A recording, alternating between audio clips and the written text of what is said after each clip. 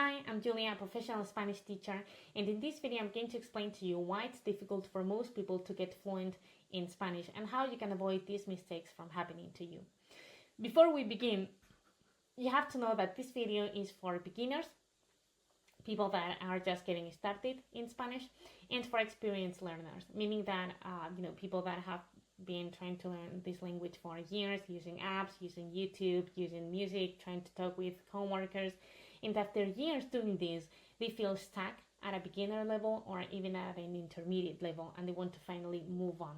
Okay, and this is also for people with Hispanic heritage, people that have a Spanish-speaking family and they have a relatively good understanding of the language, but they struggle speaking or expressing themselves in certain situations or even reading more formal texts. Okay.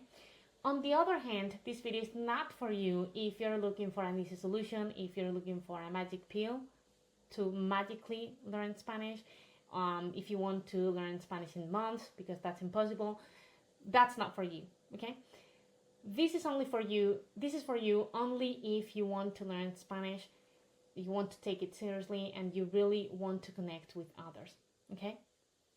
Having said this, why did I start this project? Well, I'm from Spain. I'm from the south of Spain, and I grew up in a pretty monolinguistic environment. Everybody around me would speak the same language, same accent, same everything.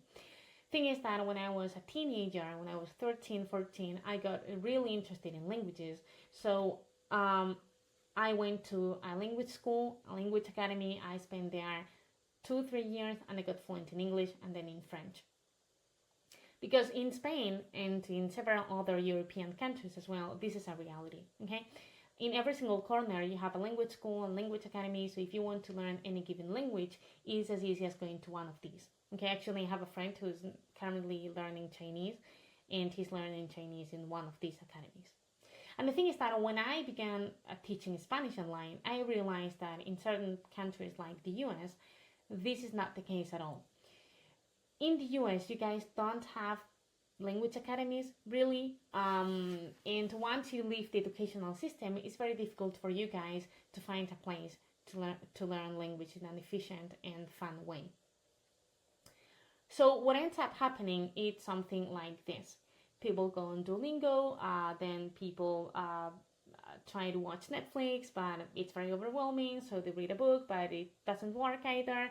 So then they listen to music, but they feel like they don't progress, and they end up spending a lot of time trying to learn Spanish without never really doing any kind of significant progress. And again, it's not their fault, it's just that they don't have the facilities around them. I always say the same thing. Learning languages in the US is like sunbathing in Alaska. It's hard, okay? So what I try to do here is that I try to facilitate the language learning experience in the US so that people can learn in a much straightforward and cleared, structured way. So let me talk to you a little bit about me. I studied a 4-year undergraduate degree in Spanish language and literature, meaning that I had to study Spanish language as a whole, all the grammar, all the evolution it had from Latin to Spanish, all the variations of Spanish, and also all the Hispanic literature from different Hispanic countries. And on top of that, I did 1-year master's degree of Spanish teaching as French language, and besides that, I completed 3 practical courses for teachers of Spanish as a French language. All of these in the University of Cadiz, where I'm from. And then, what's more importantly, I've been teaching Spanish for the past 3 years and a half now, and I've had all kinds of students in all kinds of situations with all kinds of different needs. And as I was telling you, I speak English, I speak French, and I'm a very big language enthusiast. So, this is the thing. This is one of the main reasons why people don't learn languages, and it's context. Okay, when you learn a language, you need 2 fundamental pillars. The first one is context. Okay, languages are not a matter of words and sentences. Yes, they are, but languages are more than that. They are a net of words, sentences, grammar rules, everything. Okay, they're a system, right? So it doesn't make much sense to give you a lot of vocabulary and a lot of sentences in a separated way. You have to see them all together. Okay, this is what apps do to you. Apps throw at your face a lot of information, okay, expecting you to magically retain it, all right, but they do not focus on context. That's why they may be beneficial at the beginning, but they end up being insufficient, okay, because they don't have context. Instead of these, what you have to do is to prioritize videos, books, you know, you have to see the language as it is, okay, not as separated parts, separated elements. That's not the point. Actually, if you do this, if you stop doing separated words and you begin focusing on texts and videos, your Spanish is going to skyrocket. This is my student George, and George had spent 3 months, no, I think it was between 6 to 12 months on Duolingo, and after just 5 weeks with me, this is what he says. So what do you say to people that think that, you know, to be fluent in a language, you have to spend 20 years of your life? Now, after taking these courses, I feel like it doesn't need to take that long. It's really a lot of discipline and practice and having someone to use the language. Great. That helps me understand it, and it helps it for me to stick in my brain. Great. So thank you very, very much, George. See that? That's amazing. And it's not because I'm the best teacher in the world. It's just because I apply what we know, scientifically speaking, that works. Okay, this is like when you go to a good nutritionist. If you lose weight, it's not because the nutritionist is the best in the world.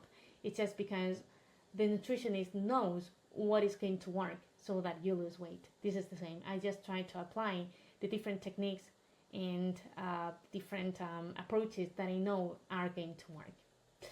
Moving on. Yes, you need context. You need a lot of context, but we need the second fundamental pillar to learn a language, which is comprehensible input. Yes, you have to have a lot of context, but that context must be comprehensible to you. Okay? If you're a beginner, it doesn't make sense to you to watch a movie in Spanish. That's like if I go to the gym and I try to lift 300 pounds the very first day. It doesn't really work. Okay? Look at this example that I put here. This is a Japanese anime. It's in Japanese. It has Japanese and English subtitles. Imagine that you want to learn Japanese and you spend 500 hours just watching Japanese anime. After all that time, how much Japanese would you learn? Probably none, okay? And it's not because you're stupid. It's just because it's way too far from your level for you, right? So you need a lot of comprehensible input. You need to look for videos, texts, podcasts, whatever that are understandable for you and just one step away from your level so that they're comprehensible and at the same time challenging for you. That way, you gradually increase the difficulty of the content you get exposure to until you get to native content. So basically, this is the recipe, okay? The recipe to success, the recipe to fluency in Spanish. You need to have a lot of comprehensible input, an 80% of comprehensible input, but also you need a 20% of output of speaking and writing. Why is that? Because in order to make automatic and in order to make natural for you all the grammar rules and vocabulary, you need to actually use them, right? So how do we do this? Well, we do this writing, of course, and we do this with controlled small talks. It doesn't make any sense that I now tell you, hey, let's speak in Spanish for the next 10 minutes. Come on, let's do it. If I do that, chances are that you're going to be like, hold on.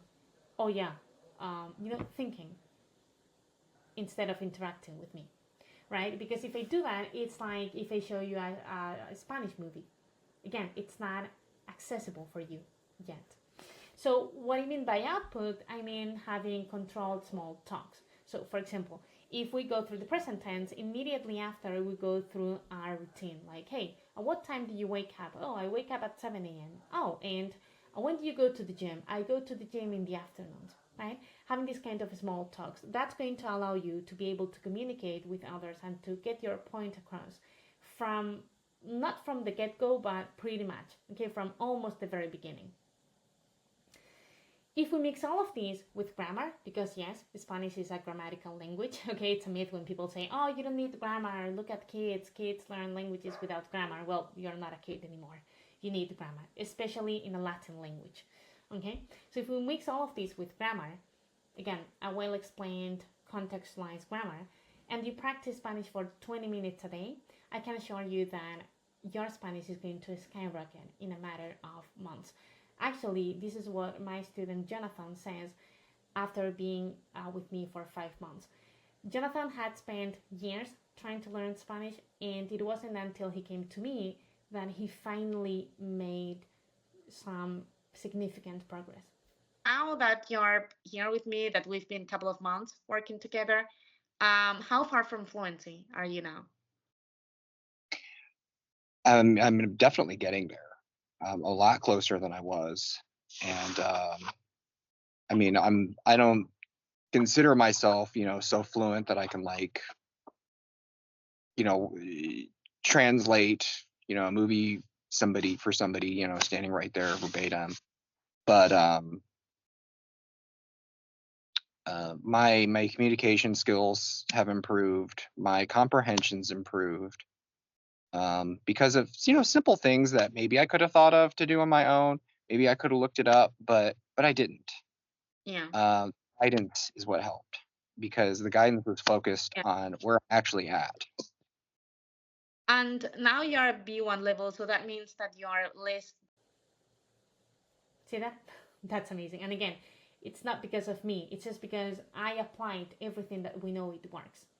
So if you like this video and if you want to know more, you can go now to my Instagram, send me a DM, and we'll be able to schedule a one-to-one call in which I'll explain to you a little bit more in detail what it is that I do here, and I'll try to analyze your situation.